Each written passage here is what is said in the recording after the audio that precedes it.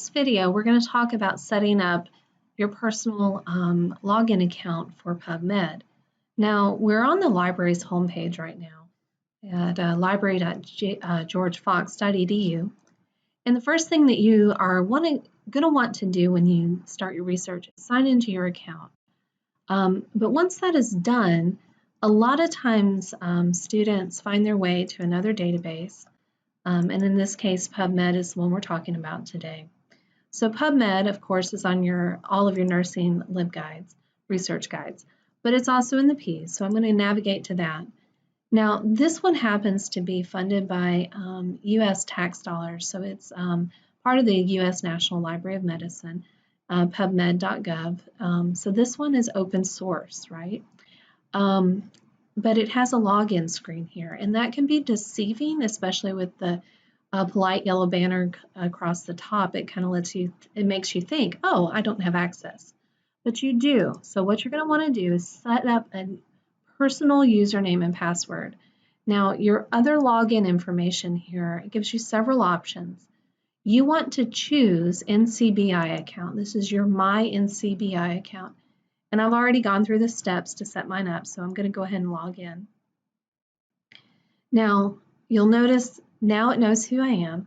And if I want to know something about, I don't know, let's say diabetes, let's go ahead and search that. So I have many, many results, right? And as I decide what I want to look at, say the last year, and systematic reviews in the last year, that narrows it down to 614. And of course, if I was doing this for real, I'd have a much more specific search.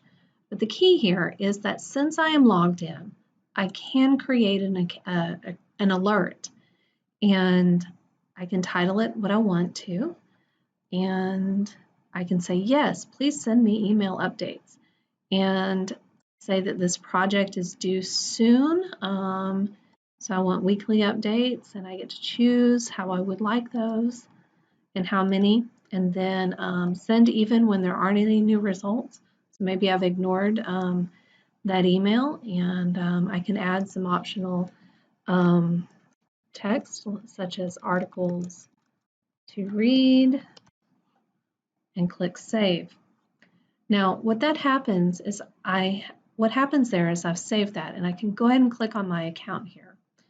And I have a dashboard, which leads me to all of my recent activity, anything I've placed in my bibliography, my searches, any collections I've said, you know what, that is key, I'm adding it to my favorites. And if I want particular filters set for particular portions of the NCBI host of resources. Very important to set this up for yourself. And once I'm done with everything I need to do, I'm going to hit sign out, and we are clear. So please do sign up for your NCBI account.